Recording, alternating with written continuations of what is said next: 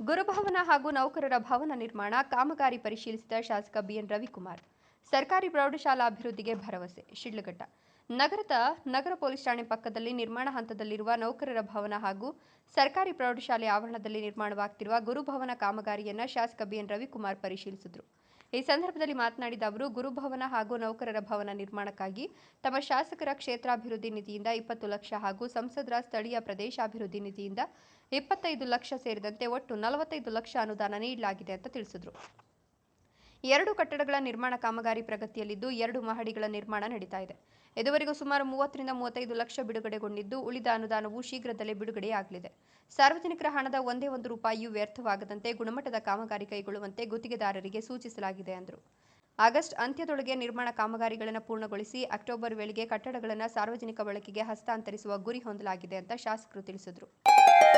Great India electronics ವತಿಯಿಂದ ನಮ್ಮ ಎಲ್ಲಾ ಗ್ರಾಹಕರಿಗೆ ಶುಭಾಶಯಗಳು. ನಮ್ಮಲ್ಲಿ ಎಲ್ಲಾ ಬಗೆಯ ಎಲೆಕ್ಟ್ರಾನಿಕ್ಸ್ ಮತ್ತು ಗೃಹ ಬಳಕೆಯ ವಸ್ತುಗಳ ಮೇಲೆ ಆಕರ್ಷಕ ಫೈನಾನ್ಸ್ ಸೌಲಭ್ಯದೊಂದಿಗೆ ಭಾರಿ ಡಿಸ್ಕೌಂಟ್ ನೀಡಲಾಗುತ್ತಿದೆ. ನಿಮ್ಮ ಮನೆಯನ್ನು ಮತ್ತಷ್ಟು ಸುಂದರಗೊಳಿಸಲು ನಗರದಲ್ಲಿ ನಂಬರ್ 1 ಶೋರೂಮ್ ಆದ ಗ್ರೇಟ್ ಇಂಡಿಯಾ ಎಲೆಕ್ಟ್ರಾನಿಕ್ಸ್ಗೆ ಇಂದೇ ಭೇಟಿ ಕೊಡಿ.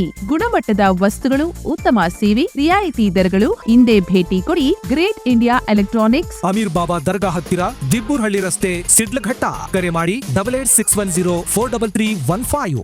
ಬಳಿಕ ಕರ್ನಾಟಕ ಪಬ್ಲಿಕ್ ಸ್ಕೂಲ್ಗೆ ಸೇರ್ಪಡೆಯಾಗಿರುವ ಸರ್ಕಾರಿ ಪ್ರೌಢಶಾಲೆಗೆ ಭೇಟಿ ನೀಡಿದ ಶಾಸಕ ಶಾಲೆಯ ಮೂಲಸೌಕರ್ಯಗಳ ಕುರಿತು ಮುಖ್ಯ ಶಿಕ್ಷಕರು ಮತ್ತು ಅಧಿಕಾರಿಗಳೊಂದಿಗೆ ಚರ್ಚಿಸಿದರು. ಶಾಲೆಯ ಮುಂಭಾಗದಲ್ಲಿರುವ ತ್ಯಾಜ್ಯ ಹಾಗೂ ಹಳೆಯ ಕಟ್ಟಡಗಳ ಅವಶೇಷಗಳನ್ನು ತೆರವುಗೊಳಿಸಿ ಆವರಣವನ್ನು ಸುಂದರಗೊಳಿಸುವುದು, ಈಗಿರುವ ಪ್ರವೇಶ ದ್ವಾರವನ್ನು ಮುಚ್ಚಿ ವಿದ್ಯಾರ್ಥಿಗಳಿಗೆ ಸುರಕ್ಷಿತ ಸಂಚಾರಕ್ಕೆ ಅನುಕೂಲವಾಗುವಂತೆ ಮತ್ತೊಂದು ಕಡೆ ಹೊಸ ಪ್ರವೇಶ ದ್ವಾರ ನಿರ್ಮಿಸುವುದು, ಪಾದಚಾರಿ ಮಾರ್ಗ ಹಾಗೂ ಉದ್ಯಾನ ಅಭಿವೃದ್ಧಿಪಡಿಸುವುದು ಸೇರಿದಂತೆ ಅಗತ್ಯ ಮೂಲ ಸೌಕರ್ಯಗಳನ್ನು ಕಲ್ಪಿಸಲಾಗುತ್ತದೆ. ಶಾಲೆಗೆ ದಾನವಾಗಿ ಲಭಿಸಿರುವ ಸುಮಾರು 14 ಎಕರೆ ಜಾಗವನ್ನು ಸಂರಕ್ಷಿಸಿ ಅಭಿವೃದ್ಧಿಪಡಿಸುವುದು ನಮ್ಮ ಜವಾಬ್ದಾರಿ ಅಂತ ಶಾಸಕರು ಹೇಳಿದರು. 2025-26ನೇ ಸಾಲಿನಲ್ಲಿ ಈ ಶಾಲೆ ಕರ್ನಾಟಕ ಪಬ್ಲಿಕ್ ಸ್ಕೂಲ್ ಯೋಜನೆಗೆ ಸೇರ್ಪಡೆಯಾಗಿರುವ ಹಿನ್ನೆಲೆಯಲ್ಲಿ ಶಿಕ್ಷಣ ಇಲಾಖೆ ಹಾಗೂ ಏಷ್ಯನ್ ಡೆವಲಪ್ಮೆಂಟ್ ಬ್ಯಾಂಕ್ ಯೋಜನೆಯಡಿ ದೊರೆಯುವ ಅನುದಾನದ ಕುರಿತು ಮಾಹಿತಿ ಪಡೆದ ಬಳಿಕ ಸಮಗ್ರಾಭಿವೃದ್ಧಿ ಯೋಜನೆ ರೂಪಿಸಲಾಗುವುದು ಅಂತ ತಿಳಿಸಿದರು. ಇಲಾಖೆಯಿಂದ ದೊರೆಯುವ ಅನುದಾನಕ್ಕೆ ಪೂರಕವಾಗಿ ಅಗತ್ಯ ಇದ್ದರೆ ತಮ್ಮ ಕ್ಷೇತ್ರಾಭಿವೃದ್ಧಿ ನಿಧಿಯಿಂದಲೂ ಹೆಚ್ಚುವರಿ ಅನುದಾನ ನೀಡಿ ಶಾಲೆಯ ಅಭಿವೃದ್ಧಿಗೆ ಸಹಕರಿಸುವುದಾಗಿ ಭರವಸೆ ಕೊಟ್ಟರು. ಶಾಲೆಯ ಪ್ರವೇಶ ದ್ವಾರ, ಆಟದ ಮೈದಾನ, ಪಾದಚಾರಿ ಮಾರ್ಗ ಸೇರಿದಂತೆ ವಿದ್ಯಾರ್ಥಿಗಳಿಗೆ ಅಗತ್ಯವಿರುವ ಎಲ್ಲ ಮೂಲ ಸೌಕರ್ಯಗಳನ್ನು ಅಭಿವೃದ್ಧಿಪಡಿಸಲಾಗುವುದು. ಬ್ಯಾಡ್ಮಿಂಟನ್ ಸೇರಿದಂತೆ ಕ್ರೀಡಾ ಸೌಲಭ್ಯಗಳನ್ನು ಕಲ್ಪಿಸಲು ಕ್ರಮ ಕೈಗೊಳ್ಳಲಾಗುವುದು. ಸ್ಥಳ ಪರಿಶೀಲನೆ ನಡೆಸಿ ಅಗತ್ಯ ಕಾಮಗಾರಿಗಳ ಅಂದಾಜು ವರದಿ ಸಿದ್ಧಪಡಿಸುವಂತೆ ಎಂಜಿನಿಯರ್ಗಳಿಗೆ ಸೂಚಿಸಲಾಗಿದೆ ಅಂತ ಹೇಳಿದರು.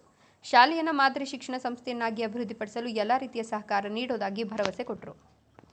ಈ ವೇಳೆ ಮುಖ್ಯ ಶಿಕ್ಷಕ ಇಶ್ರಾದ್ ಮಾತನಾಡಿ, ಇದೇ ವೇಳೆ ಸರ್ಕಾರಿ ಪದವಿ ಪೂರ್ವ ಕಾಲೇಜು ಹಾಗೂ ನೆಹರು ಕ್ರೀಡಾಂಗಣಕ್ಕೆ ಭೇಟಿ ನೀಡಿ ಪರಿಶೀಲನೆ ನಡೆಸಿದರು. ಈ ಸಂದರ್ಭದಲ್ಲಿ ಕ್ಷೇತ್ರ ಶಿಕ್ಷಣಾಧಿಕಾರಿ ಪಿ. ಸ್ವಾಮಿ, ಸರ್ಕಾರಿ ನೌಕರರ ಸಂಘದ ಅಧ್ಯಕ್ಷ ಕೆಎನ್ ಸುಬ್ಬಾರೆಡ್ಡಿ, ಜಿಲ್ಲಾ ಜಾಗೃತಿ ಸಮಿತಿ ಸದಸ್ಯ ಮೇಲೂರು ಮಂಜುನಾಥ್, ಮುಖಂಡ ತಾದೂರು ರಘು ಸೇರಿದಂತೆ ಟಿಟಿ ನರಸಿಂಹಪ್ಪ, ಸುಂದರಾಚಾರಿ ಇನ್ನು ಹಲವರು ಹಾಜರಿದ್ದರು.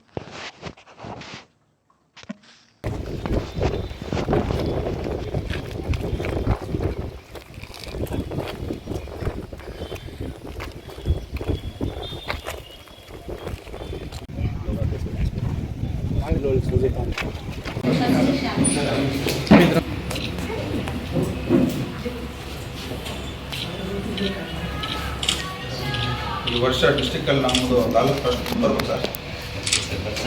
ಎಲ್ಲ ಟೀಚರ್ಸ್ ನಿರಂತರವಾಗಿ ನಾವು 3 ವರ್ಷದಿಂದ ಪ್ರಯತ್ನ ಮಾಡ್ತಾನೆ ಇದ್ದೀರಿ.